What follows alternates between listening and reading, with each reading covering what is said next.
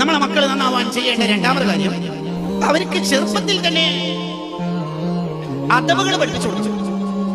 ഓരോ സമയത്ത് ചെയ്യേണ്ട മര്യാദകൾ, ടോയ്ലറ്റിൽ പോകുമ്പോൾ എങ്ങനെ, ഉറങ്ങാൻ നേരത്തെ എങ്ങനെ, ഭക്ഷണം കഴിക്കുമ്പോൾ എങ്ങനെ, വസ്ത്രം ധരിക്കുമ്പോൾ എങ്ങനെ, മുതിർന്നവരുണ്ടാകുമ്പോൾ എങ്ങനെ, ഇങ്ങനെ ഓരോ സമയത്ത് ചെയ്യേണ്ട മര്യാദകൾ കുഞ്ഞണം കാലത്ത് തന്നെ മക്കൾക്ക് പഠിപ്പിച്ചു കൊടുക്കണം.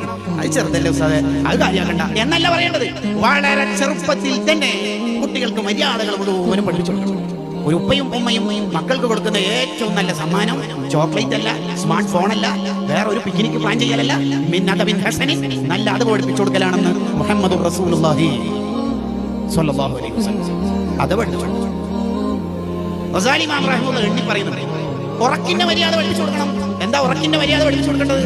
ഉറങ്ങാൻ നേരത്ത് വളരെ ചെറിയ മോനാ, 4 വയസ്സേ ആയിട്ടുള്ളൂ, LKG ചേർത്തിട്ടേ ഉള്ളൂ, ആ കുട്ടിക്ക് പറ്റിയ ഒരു ദിക്ർ പറഞ്ഞു കൊടുക്കണം. മോനെ